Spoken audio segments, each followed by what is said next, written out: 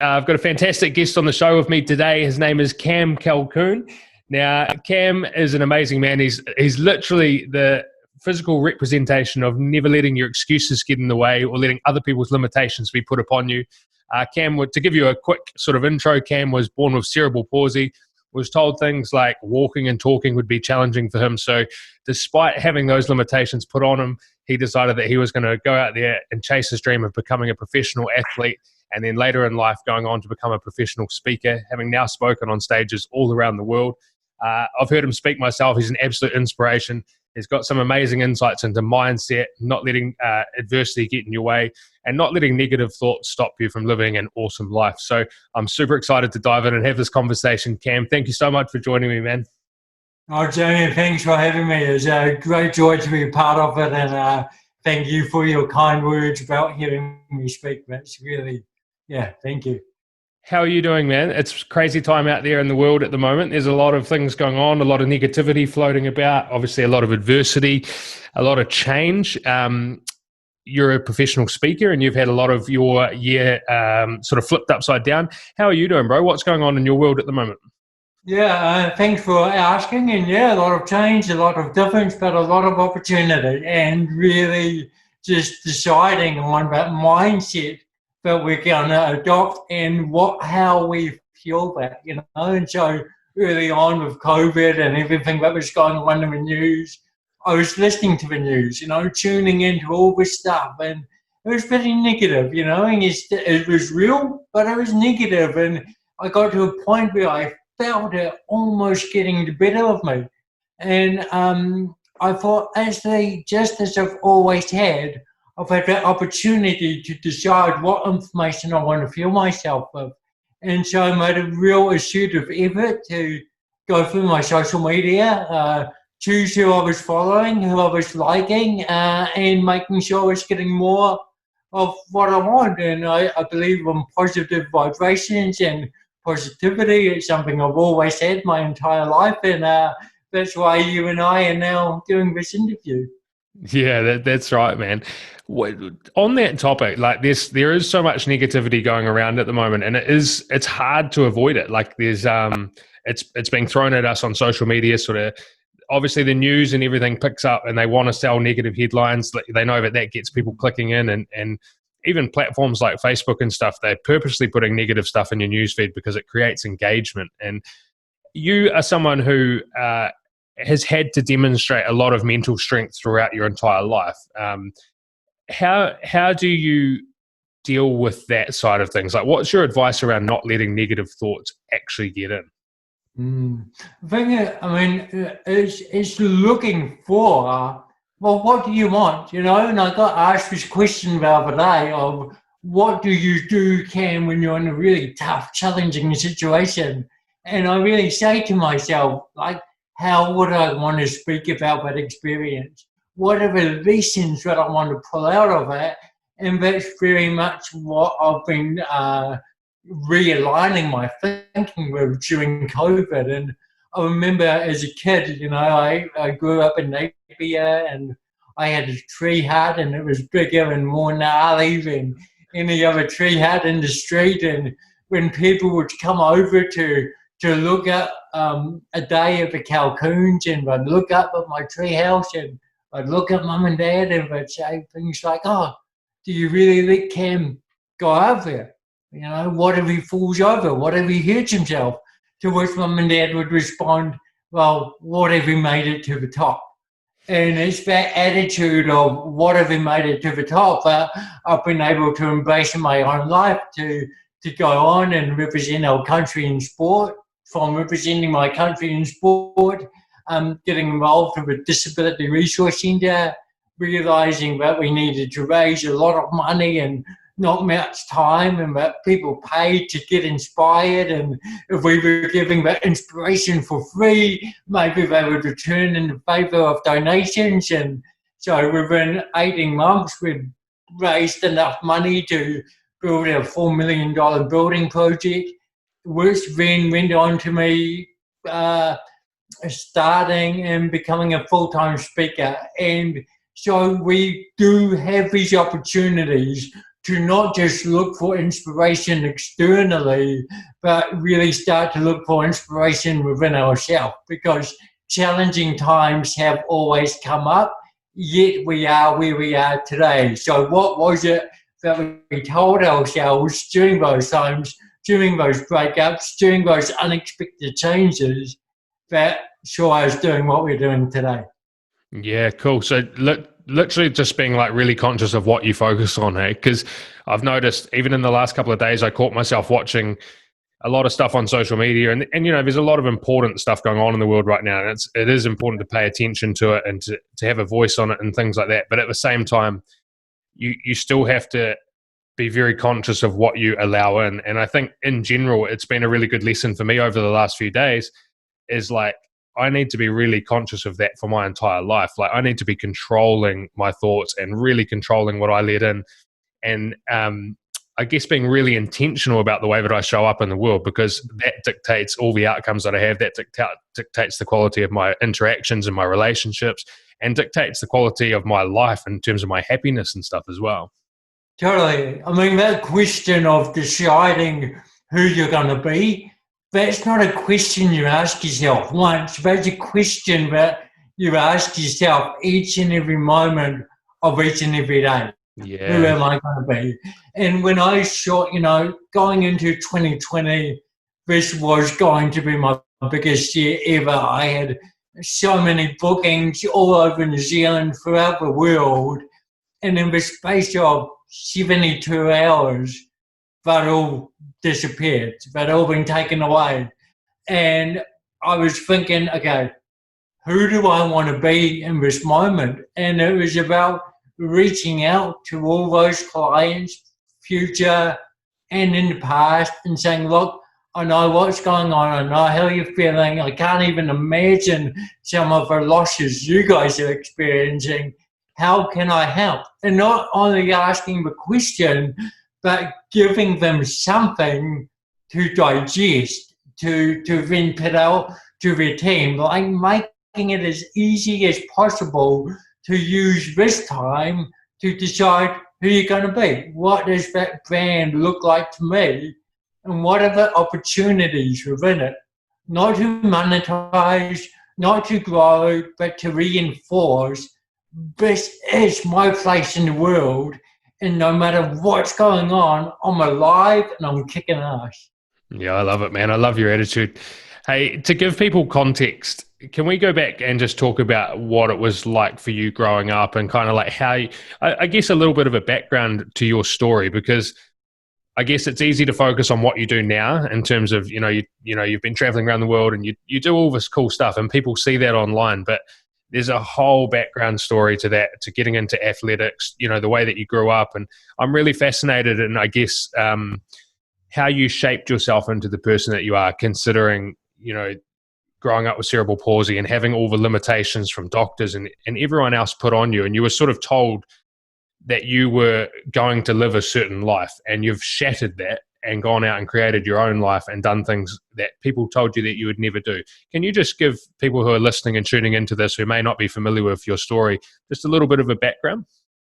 Yeah, well, growing up with cerebral palsy, and really, being told that my two biggest challenges would be the way I walk and the way I talk.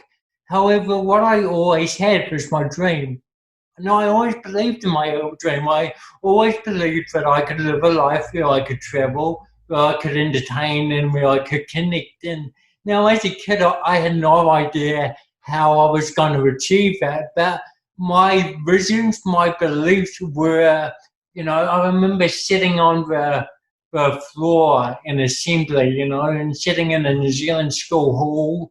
It's pretty uncomfortable at the best of times. But to get through that, my imagination would just go wild, and I'd put myself in like a fighter plane, and I'd been flying around the world, and I'd be saving people, and I really use that creativity. And why I celebrate that today is because that creativity in my mind was what was able to kind of percolate in the real world. And so I realized that I was a different kid, but I had a choice to be accepted or to be rejected. And I would go up to kids. I didn't want to be rejected. I saw no reason why I couldn't be as popular, as enjoyed as any other kid at the school. And so I'd walk up to people and say, hey man, what are you doing this weekend? And they'd be like, oh, we're going skateboarding.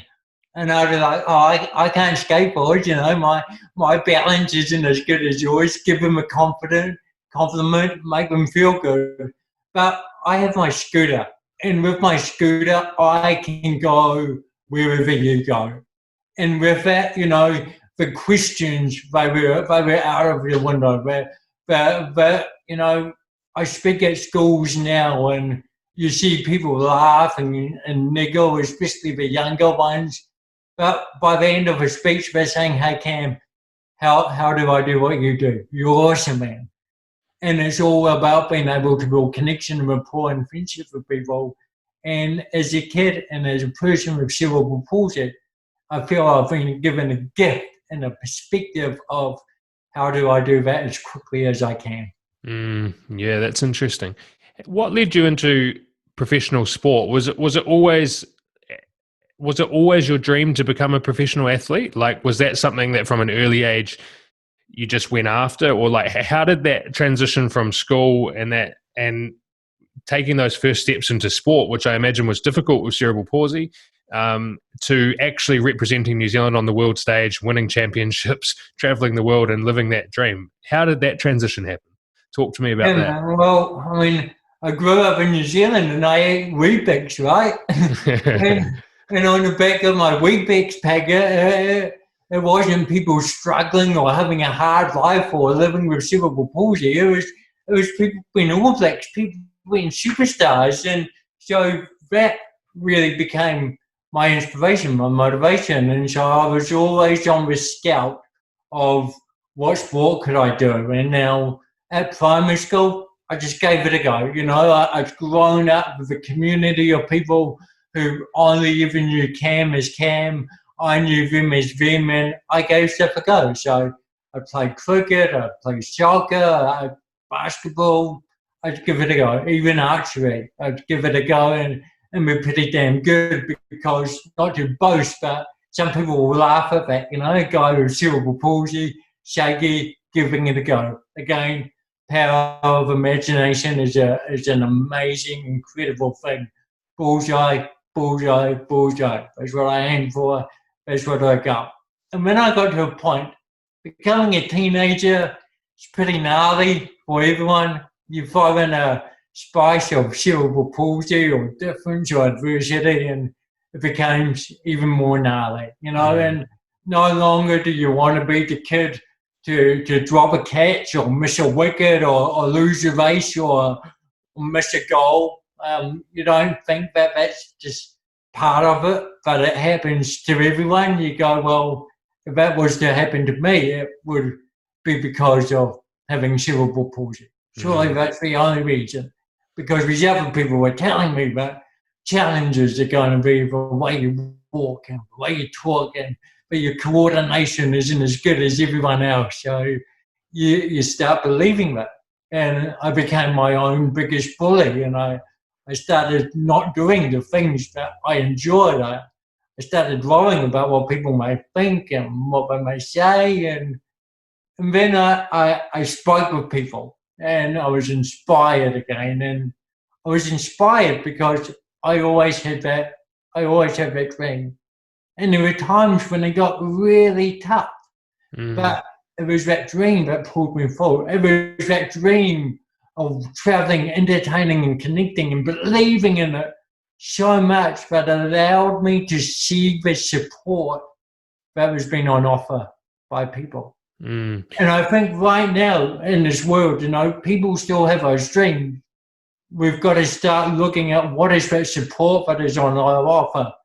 What are those real communications that I can have with people that will allow me to keep pursuing my dream? Can you give me an example of some of the tough times, like when you were in your athletic career,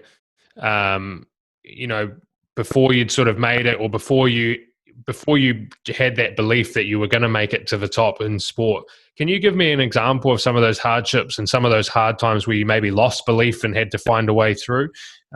What was that? What were those stages like? Yeah, so like before the sport, believing, but I couldn't walk properly, I couldn't talk properly, becoming my own biggest bully. And I received a letter from a hero of mine at the time, and he said, in that letter, it was a 2-page letter, and the words that stood out was difference is a good thing. And when you start looking at the people who inspire us in this world, start looking at what is it that makes them different. And it may not be the way they talk or look or race, but it could be the way in which they think, the way in which they communicate, the way in which they present themselves. Like, think of the biggest, most influential people in this world, and then like what makes them different. And so when I then got to high school and there was that opportunity to have a go in the athletics day, I wasn't worried about what made me different. I was looking at, well, what is this opportunity? And the opportunity that if I really commit to it could lead to a life of traveling, of entertaining, and of connecting. And there were coaches who would say at the beginning, Cam, we're not going to coach you. Go and hang out with this coach. He coaches with junior athletes, and that will be more representative of your ability. We don't want to push you too hard. We don't want to risk things too hard. Now, I could have gone, oh, that sucks. This isn't who I am. You're putting me in a box.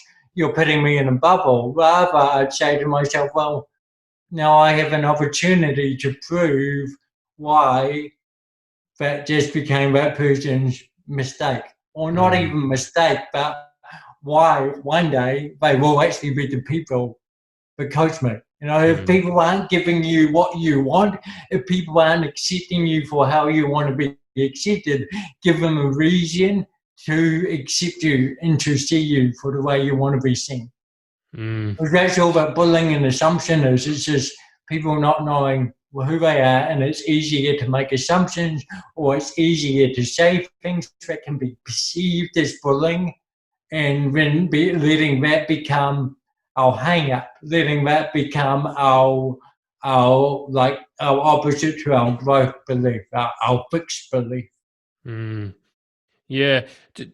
Was there it must be so important at those early stages having the right people around you. I know that from having talked to you in the past and heard you speak that, people like doctors and stuff constantly put those limitations on you. And there's a very, very, a sentence that stuck with me throughout the whole thing, which is where you said, people don't really understand the impact of words and the power that words can have, and the interpretation of those words can change the course of someone's life. Right. And so did you have one or two people around you who were always like telling you that you could go on and that you could do whatever you wanted? Where did that belief and that big dreaming come from? Was that something that you've just had, or was that something that you've got better at along the way? Or is that something that was given to you by family members? Because it's quite unique to have so much negative stuff put upon you, but to still not buy into it and to still dream so big and to still be so driven to get out there and do it. Yeah, it's a real chicken and egg situation, right? I mean, no doubt I had an incredible family, awesome teachers along the way, a mum and dad who wouldn't just take me to the nearest school, but look for the best school, and best school wasn't necessarily the private school or the most high decile school, but the school that had a principal that would connect with the teachers, that would connect with the parents, that would connect with the students, and you see people who have all of that in real life as well, great families, great privilege, great backgrounds, yet they go on and disable themselves more than anyone else because of the choices that they decided to make. So I was always inspired by people, be it the mate at school who pursued excellence in and became the captain of the first 15 or the leader of the smoke-free rock fest. And so I'd start to look at these people in terms of, well, what makes these people likable? What makes them tick? What is it about them that I could start to adopt in my own self? And that's what got me through challenging times. That's what created who I am today. Because the way I see it, I didn't want to let other people's limitations limit my beliefs. Mm. And the doctors of the early days, when they said, challenge walking, challenge talking, they're only saying what they know based on the experiences that they've had. Yet I'm coming into the world as someone completely new. There's no books written about me. There's no theory. There is no guidebook for a family on this is how you raise a kid with cerebral palsy. So the beauty of it is that you have the ability to create that however you want to create it. And my mum and dad, I often ask them, what decision did you make at the point that you heard that I'd been born with cerebral palsy? Because this wasn't part of a plan. It didn't come up on scans. It was something that happened during birth. And they said, look, we made the decision to stay true to the dreams that inspired us to be parents. Mm. Wow. So whoever's been able to play football with me or see me to go on and have a happy, strong, positive life. That's what they committed to, and that's what we achieved. And so for me, that's why those words, dream big, achieve more, is so powerful. Yeah, that's amazing. That's pretty special. Amazing attitude and perspective from your parents as well. And obviously they've had such a positive influence on you and the way, the way that you've gone on to develop your own mindset and then go on to achieve everything else. What's your relationship with fear? And I know that, a lot of people, when they have these dreams, they're scared of putting themselves out there. Particularly in New Zealand, we struggle a lot with tall poppy syndrome and pulling other people down. And I know that a lot of people put their dreams to the side because they're afraid of what other people think. What's your relationship with fear? You seem like you've just been able to go out there and just, laser in on your dreams and just go after them. But do you have that fear? Like, what's your relationship with that? And what are your thoughts on people putting their dreams to the side and not pursuing them for the fear of what other people think of them? I have fear all the time, but I've been proving to myself that through my most scary perceptions have become my greatest achievement. And I remember at primary school, I was the first kid at school to take a girl out on the date, and it was the best looking kid at school, but and my heart's racing, and I went up and, I believed that I could do that. I knew I was funny, I knew I was cool, but at the end of the day, I also knew that I was the kid with cerebral palsy and that there were 300 kids around me who didn't have it, and man, yeah, why wouldn't you pick that person instead? But I went up and she said yes. And we went up and as, 8-year-olds, we were into Pizza Hut and we were into playing mini golf, and it even became a double date with my mate, and that was good fun, and then I get older and I get into school athletics and putting my name down for the 100 and 200 meters, and my heart is racing and I lose the race. I don't come anywhere near the finish because I didn't go to school with other people with cerebral palsy. I grew up in a mainstream school, that's what I wanted to be. And, 2 years later, I'm at the Australian Junior Paralympics winning gold, and for the next 7 years, supported by people like Sir Peter Snell, training alongside some of our great athletes who are still competing today, Dame Valerie Adams. We were 15-year-olds, going to these events together and then speaking, speaking was my biggest fear because I talk funny. You know, there's been more people were scared of speaking than they are of dying, and I was one of those people. And my very first speech didn't go to plan at all. In fact, I sneezed halfway through my speech. And I'm not talking about just a little sneeze that you can disguise. I'm talking about a full-blown snot all over the microphone. Oh no. And it could have been an opportunity to give up, to be like, that's an experience, that's a risk, but I never want to encounter again. Yet it's become a beautiful story that has now connected with people from 8 years old to 88 years of age all over the world. And so I believe that every single person has a dream, every single person has belief about what they can do, but we let our perceived realities get in the way. And look, some of these perceptions are pretty real, but so is the perception of having a speech impediment and a physical impediment. Yeah, yeah. It's about just not letting it stop you, right? It's about just, I think one of the things that you touched on earlier when you were talking about playing sport was just that you were just prepared to get out and just have a go. I don't want to get to the end of this life, whenever that may be, and think, man, what would have happened if I'd done that? Mm. Why didn't I do that? Oh, because I'm worried about what people might think, like going to the gym. You don't need to go to the gym all made up and just doing what you're good at. Go and live and challenge yourself. Find all these opportunities all around us all the time where we get to challenge ourselves.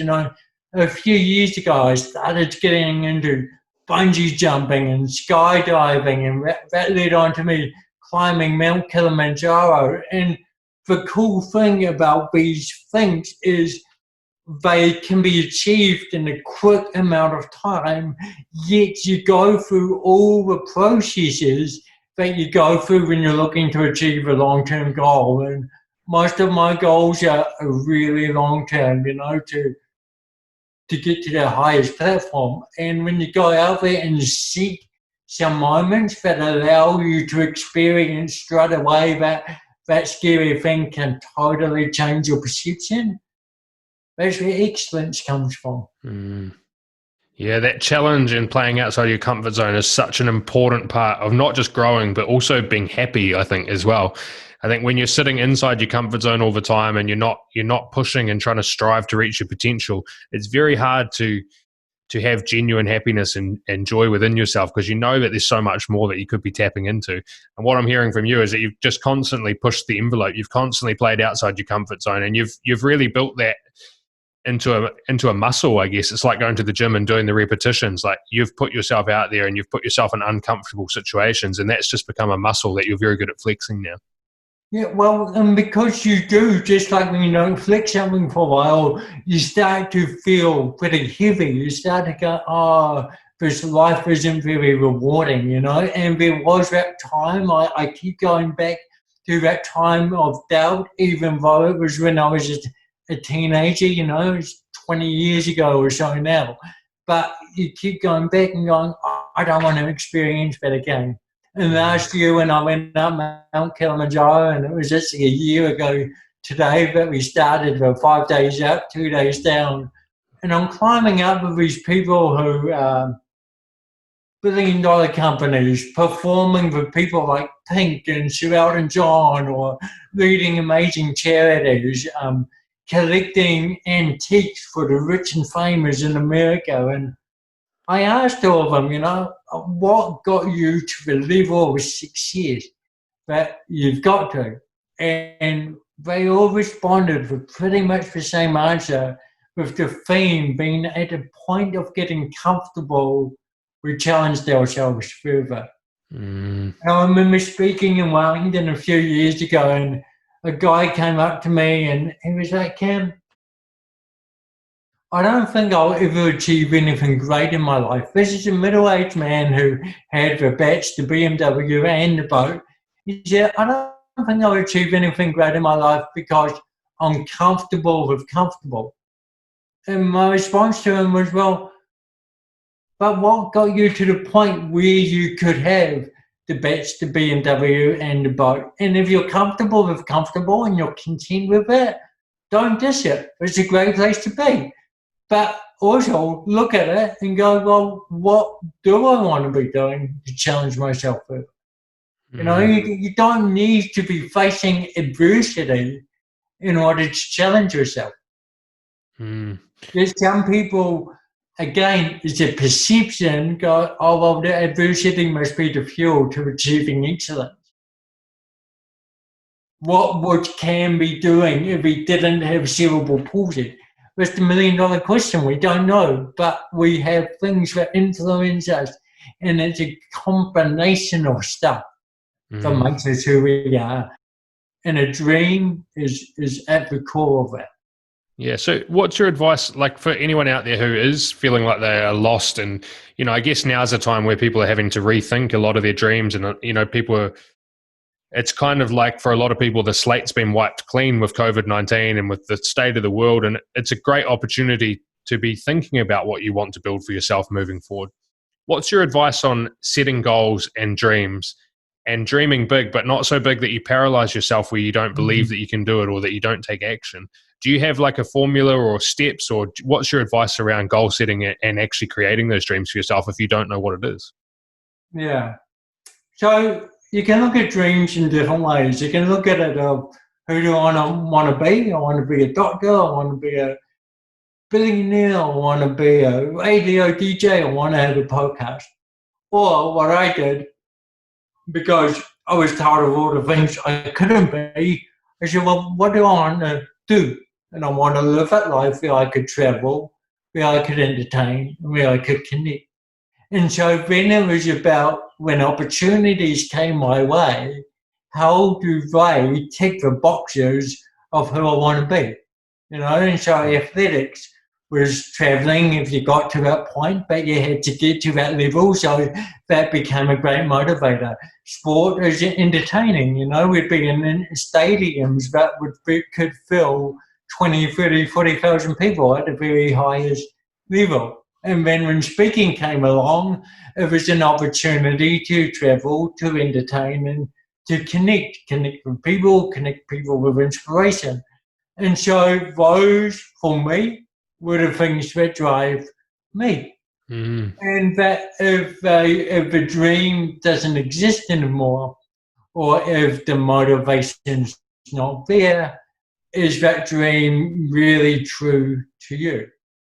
Is it real? Or are you just saying this is the goal because that's a good thing to be saying right now, because everyone else is doing it, you know? Don't follow the leader. Be you. Be different.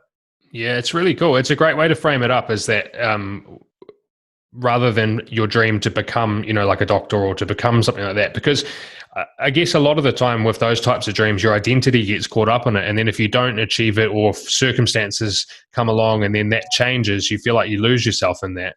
But like when you have those pillars or those values, like entertaining and connecting, the dream can change and be dynamic, and you can find other ways to fulfill those dreams if one doesn't work out, or if circumstances don't permit, you know. So that's a really cool framework.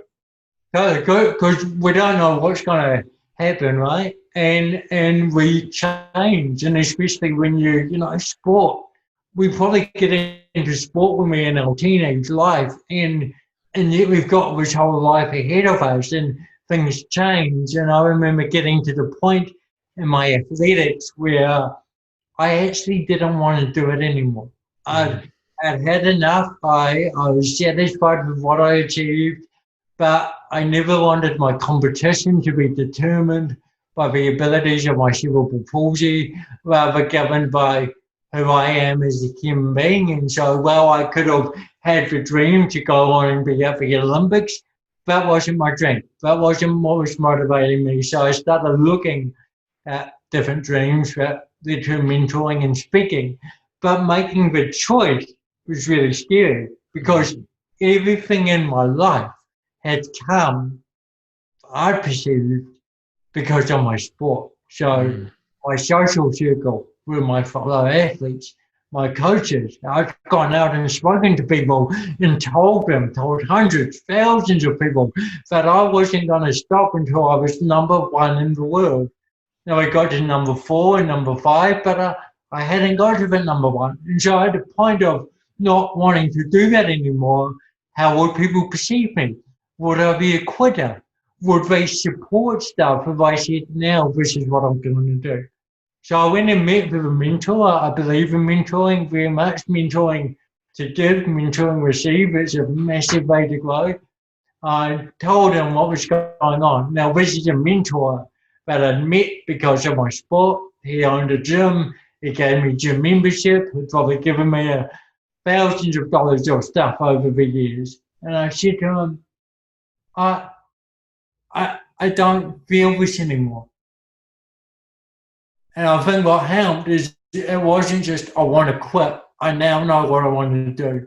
Mm. And what he said to me was so powerful. He said, Cam, people support you for who you are, not what you be, not what you do. And at that point, I just went straight to the coach. I said, here's my shoes. I'm never going to wear them again. This is what I'm focusing on. And all that, yeah. And life stepped up. What was it like when you made that transition to becoming a speaker? Because that's it's a very, very competitive thing to do. B, like you said, public speaking terrifies most people, particularly if you've been told that, you're not going to be able to speak well or that you talk funny. What was that?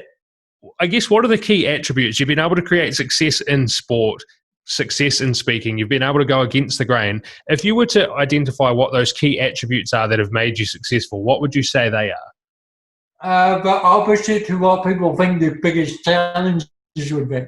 So when I started speaking and I said, look, I'm going to become a full-time speaker, there was support, but there were people saying, oh, Cam, you talk funny? And there's not many full-time speakers in New Zealand. There's lots of good speakers. Not many of them are full-time. And so I looked at that and I go, well, my opportunity is that I talk funny, but instead of seeing my speech as an impediment, I'm going to see it as an accent, because people like Michael Schumacher, you'd listen to him after winning a race and being such a hero, and he had such a thick German accent, but he was difficult to understand, yet people all over the world would tune in to hear what he had to say, because this guy was champion. He knew what he was going to say. He knew those words inspired people. The other one was, there's not many full-time speakers in New Zealand. Great, I have an opportunity to create that brand around myself. And so that's very much what I did.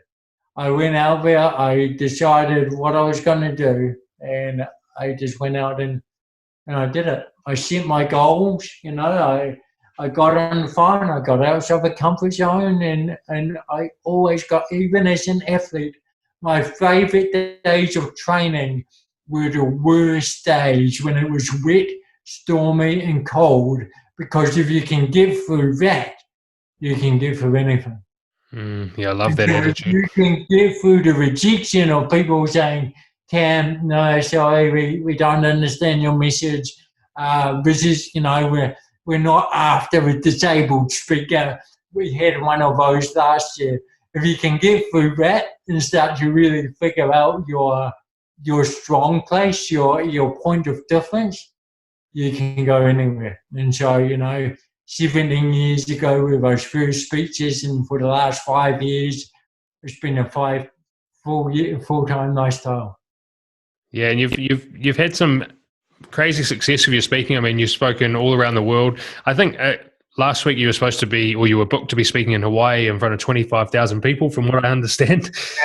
Yeah. What is it about speaking? I know that you talked about the connection and the entertainment, and so obviously they're the reasons that you love speaking, but what does speaking give you? Because you have a platform and you get an opportunity to connect and share your message. It's I think speaking is something that a lot of people would like to be able to do, or it seems like a glamorous thing, but what is it that really attracts you to speaking? Life in reflection on where I am today. Because a big part of it is that there's been people along the way who have shared small words that inspired big actions. And those were the words I chose to hear over the words that were telling me everything I didn't want to hear. And I've seen it. I've felt the effect of people inspiring, and I wanted to be that person. And that's why I do what I do. Small, they say actions speak louder than words, but small words inspire big actions. But small words that got me becoming an athlete when other people, even myself, saw walking as my biggest challenge. It was small words that saw me becoming a speaker when others saw it as a challenge, and it's become a six-figure a year business taking me all over the world. And it was small words that last year got me out Mount Kilimanjaro. Yeah, I love it. What was that like? What was Mount Kilimanjaro like? That seems like a crazy adventure to go on for anyone. That's out of a lot of people's comfort zone. What was that like for you, and what did you learn from challenging yourself in that environment? Yeah, it was definitely pretty gnarly. It's a year ago today that we went up there, and you're going up and it's -10, -5 degrees, and never done anything like that before. Like even in my walking training before, the biggest walk I did was we did a Tongariro crossing just for fun, but the rest of it was just walking around Tekapuna Beach up in Auckland. And so getting on the mountain, we flew for 24 hours before we got there. We had a 12-hour sleep and we got straight into it. But we had no other distractions, and therefore we nailed it. We got to the top. And it was tough when you're up there, and people of all different abilities climb Mount Kilimanjaro. There's another New Zealand speaker with no legs, Tony Christensen. He's made it to the top of Mount Kilimanjaro. That is still, for the guides taking you up, they're still challenged by this perception of someone who's physically different. And so on day 2, they were kind of pulling me and pushing me, and I said, look, I can do this. And even on the final night, you start the final ascent at 10:30 or 11:30 p.m. And they said, Cam, we don't think we think you'll need more time. So we're going to make you start at 10:30. And I'm thinking, dude, how much more adversity do you want to give me? Like, I'm getting an hour's less sleep than everyone else. But we started climbing, and I met my guide, and I got to know my guide pretty well. And he said, Cam, you want to make it to the top before the rest of your group, don't you? There were 20 other people in our group. And I said, look, most of these people are here because of a decision I made, a decision to climb Mount Kilimanjaro, realizing it's something I've never done before. How was I going to stay inspired? Write an invitation. That invitation somehow got to these 20 people. They were all there. I'd had my really tough days, and I knew some of them were going to have their toughest night tonight. And I want them to know that I'm just in front of them. And my guide, he looked at the moon. It was a beautiful full moon. And he said, Cam, turn off your torch. He said, they don't need to see where you are, but you can see where they are, because they all had their headlights on. And we got up there, we ended up leaving half an hour before the rest of the group. We got up there 45 minutes before they got there. And Wow. It wasn't about beating them, but it was about knowing that I could be there to see the looks on their faces when they'd all achieved something that, again, none of us had it on our bucket list.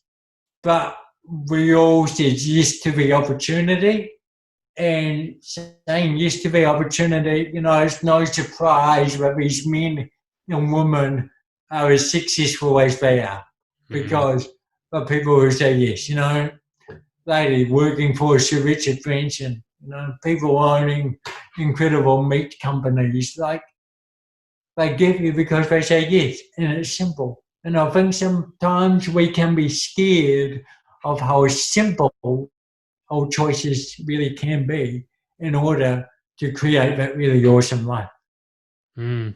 What are some of the things that you're most proud of? You've done so much. You've achieved so much against, what other people have told you. You've had a lot of awesome experience as well. And you talk about going out and doing fun things like bungee jumping and skydiving and doing all this stuff. Like, you're a guy who's out there living, which is why I'm so attracted to you. You know, like your attitude. It's infectious. What are you most proud of? Proud of every time I step up on that stage and speak. That's what I'm most proud of, because it speaks for itself. You know, it speaks for itself. Yeah. I walk around and, people go who don't know me, oh, what do you do as a job? Oh, I'm a speaker. Oh, bless you. That's so sweet. That's cute. Or walking into a shop and people putting you in a bracket of not being able to afford this, or you must be a beneficiary, or, I've had all that. People making assumptions all the time. And it's pretty cool when you know that at the end of the day, you've got a business that does well, a business that can make it through some of the challenging times that the world has ever seen. And how you got there was because you've got a vision and you're prepared to keep stepping outside the comfort zone. And the beautiful thing about this time is it's reminded us all, do we love what we do? Do we not? Do we want to change? Do we want to change direction? What is it about what we're striving towards that's maybe not going to plan, but we can just reroute? Right now, life feels a little bit like those books, Choose Your Own Adventure. The story is still in there. Every story is still between those covers of our book and those covers of our life. Yet, we might just take a different adventure for a little while. I was supposed to be speaking with 25,000 people in Hawaii. Almost 25,000 people. I was moving to Los Angeles to start a whole new chapter over there. Coronavirus comes along. That event gets taken away before all the opportunities to leverage from that get taken away. America is not necessarily the coolest place to be right now, and even if I wanted to be there, my visa application was unable to be completely finished. So I go at first, my year's been turned upside down, and this is not what I wanted. Yet, if I go, what was the theme behind 25,000 people, behind speaking and moving to the other side of the world? The theme was about recreating an aspect of a business, growing it. And so, can I continue that theme into a different area to achieve another outcome, so that at the end of the year, you're not looking back going, it wasn't the year I wanted, it wasn't as big as I wanted because of this reason, right? Because those are all, I can't do this because of my school, I can't do this because of my family, I can't do this because I haven't got enough money, whatever it may be. Or do I want to look back and go, you know what, we still went massive, but it was just different. And so that's what's got me experimenting with more online stuff. Yeah, so you're just constantly looking for the opportunity. And do you have down days though? I mean, like when your world's turned upside down like this last couple of months, and everything that you've planned and your dream to move to LA and speak on this big stage all gets taken away overnight. I mean, you sound like you're just positive, but like, do you have down days? And if you do have those down days, which I'm sure you do, how do you manage the days that aren't good? Yeah, man, like these down days, that's life, life is a roller coaster, especially doing what I do, you're in front of an audience of 1,000 people, you get a standing ovation, you're high, you go back to your room, there's no one there, it's quiet, it's lonely, so within minutes or hours, I'm used to that real up and down. And it goes back a little bit to what I was saying earlier of how would I want to speak about this moment that's happening right now?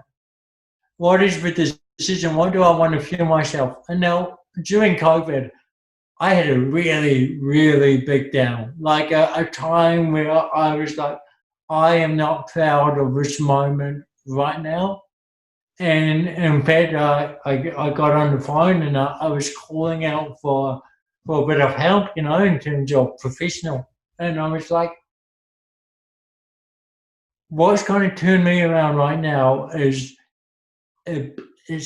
surrounding myself, surrounding my thoughts with the people that I aspire towards the most. Mm. And so at that point, I jump in the car and no longer would have read the radio. Every time I jump in the car, there's Tony Robbins and no one else. Because I just want to get clear on this is a guy who lives a life that I'm inspired towards, not in terms of wanting to recreate or be who he is, but just, man, he gets some epic result. And that's what I'm working on. We know what we're doing is wrong or not fueling who we want to be. And we can focus on that, we can dig on it, we can be talking about it, we can be looking for all the scenarios for why we created that one moment that we didn't like, or we can really remind ourselves that we didn't like that moment, who do I want to be? And start making sure that reroutes our destiny and our path. Yeah, I love that. That's so powerful. I think one of the most powerful things that I've learned, actually, was it Brendan Bashard, one of his programs around high performance that I was doing, and he talked about goal setting. But in that module, he said, people are always setting goals, and they're like setting to-do lists. It's like a bunch of things that you want to do, and that's pretty much the generic term for goal setting is write down what you want and then go and get it. And he's like, the problem with that is that to get to a goal that you haven't got, you have to become someone that you've never been. And very few people are setting goals for who they need to become in order to achieve what they want. And so one of the challenges was to every day, sit down and just be very clear about how you wanted to show up and set goals for your intentions for the day, for every relationship and interaction, for how you were going to show up in certain moments. And so that when those moments came, you already understood and you'd already made a plan for how you were going to show up and who you were going to be. And you'd also started to focus on who you needed to become in order to achieve what you wanted to achieve. And I think that's kind of what you're saying is like, it sounds like you've got a real high level of self-awareness and how you need to show up and the standard that you hold yourself to in terms of how you're going to show up in the world. And I think that's really powerful. And just asking yourself that question of how would I want to speak about this moment, or how would I want to be remembered, or how does this moment fuel my dream? And what's also really important is having those really real conversations and realizing that entrepreneurship, leadership, innovation, creating stuff, high performance brings high pressure. High performance, I did some Viber training the next day with someone who used to work with people who were in a lot of high performing jobs, and I told him what was going on. And he's like, that like 90% of the people I work with experience that as well. And when you hear that, you're like, oh, cool, because I thought that was just me. And that was actually, because I thought it was just me and the way I was wired, that was fueling that side of me that I didn't want even more so. Yeah, it's important to cover that as well, because, a lot of I guess in the personal development industry, professional speakers and stuff, and with Instagram and everything, you see the best of everyone's lives, right? And people are always talking about the positives and how they got here and how they did that. But it's important to acknowledge that without the lows, there are no highs, and without the highs, there are no lows. And it's inevitable that you're going to have those times, particularly with everything that's going on at the moment. I think that's really relevant. Just to give context, like, what are some of what's the toughest time that you've had? Like, are there moments in your life where you haven't had that hope and that positivity and you've really been down on your knees? And what are those moments for you, and how did you navigate that? Yeah, so going back to that moment as a teenager, there were times where I thought about like ending it all and not being around.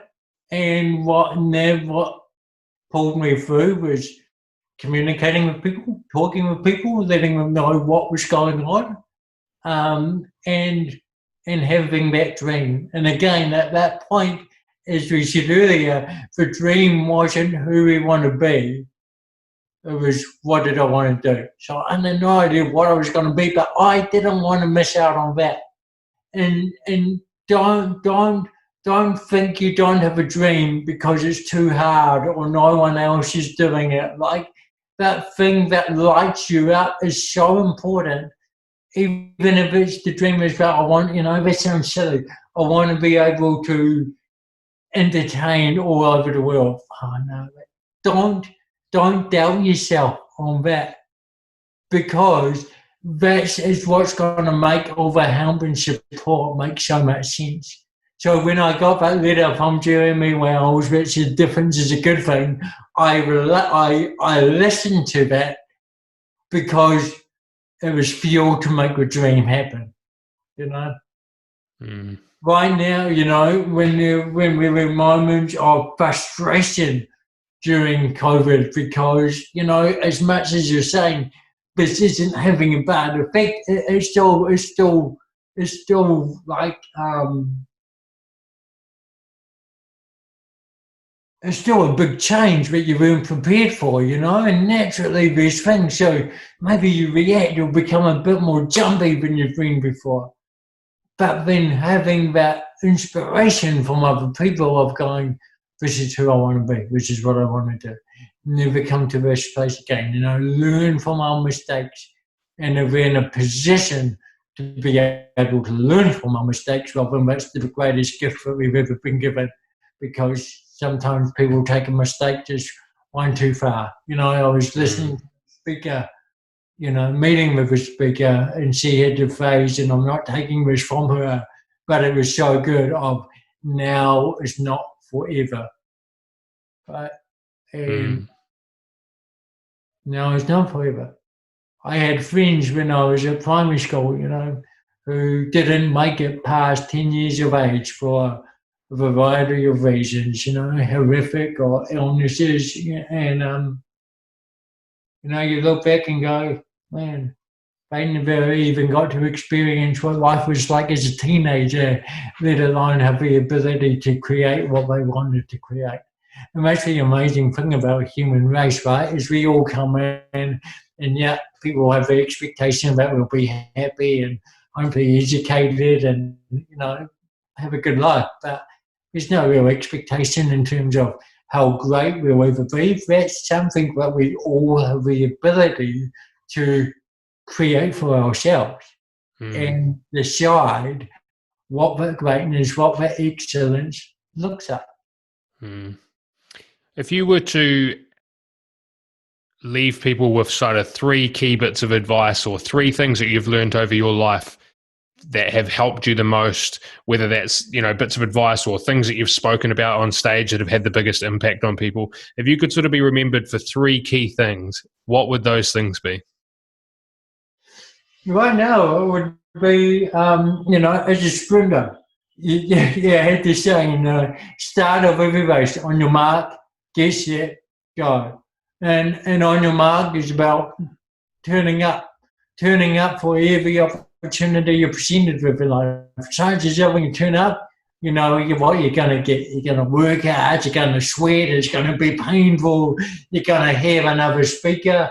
But when you don't turn up, you don't know what you're going to miss out on.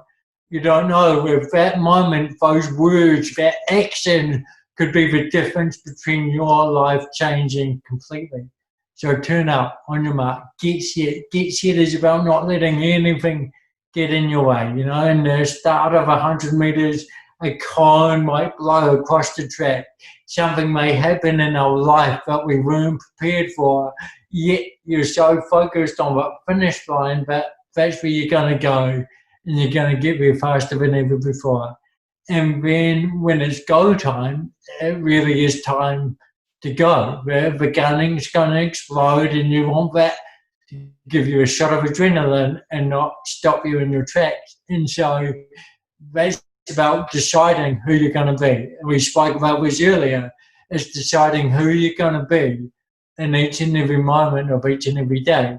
And ever since I was that kid, I decided that I wanted to live a life where I could travel, where I could entertain, and where I could connect.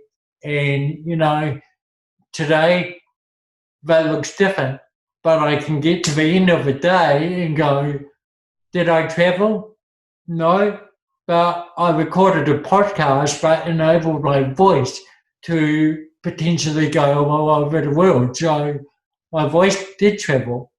Did I entertain? Oh, I did entertain to the level of which I imagined, of stepping up on the stage and getting people laughing and crying. But I entertained through sharing a smile with one other guy, and that smile might go out and influence tens of thousands of other people. And did we connect? Absolutely, we connected. So it's like, yeah. That's the power of it. Yeah, I love it, mate. I love it. Hey, I just want to take a moment to acknowledge you.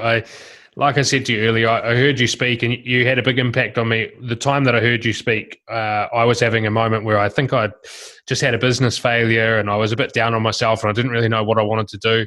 And my brother actually got me a ticket to come along and hear you speak.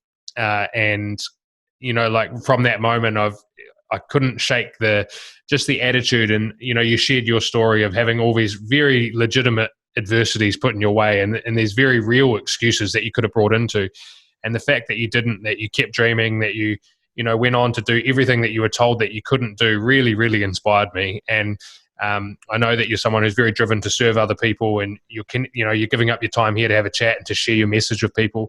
I know that during lockdown, you've been so busy creating new programs and working out new ways that you can get out and serve people.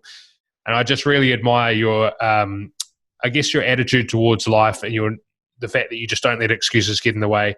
But I really just love the fact that you're so driven to help other people as well. And I want to say thank you again for jumping on and connecting and sharing your story with me here.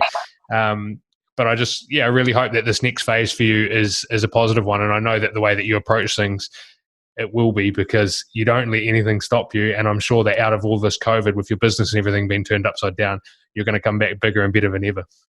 Well, I remember a quote and a friend of mine saying, like, our success in life isn't determined by what we achieve individually, but how we learn from our experiences to move, to connect, and to inspire the lives of others. And that, in reality, that's something that we all have the opportunity to do each and every day. Walking down the street, you can move, connect, and inspire people. Be unforgettable for the contribution you make to the life and the day of someone else. Yeah, I love it. Thank you for coming along. Thanks for those words. Thanks for deciding that this would be an awesome podcast for your community that you're building, and the ability and the technique that you have to be able to withdraw the story, because there's a big part of it. I love it. I love connecting. I'm really enjoying the podcasting, and obviously from a selfish perspective, I get to connect with some amazing people and have these conversations. So I love that, but hopefully sharing that out has a ripple effect, and the ideas and the mindsets that people are sharing help people get out there and chase their own dreams and live a better quality of life. That's the goal. Yeah, awesome stuff, man. So I look forward to seeing it grow, and Last question for you, man. What does it mean to live life to the fullest? What does that mean to you? Living life to the fullest is about anything that says, I wonder what would be like. Give it a go. I love it. That's a perfect way to end. Cam, you're an absolute legend. I've loved chatting with you, man. I really appreciate your time, and we'll look forward to chatting to you again in the future. Awesome. Cheers. Thank you.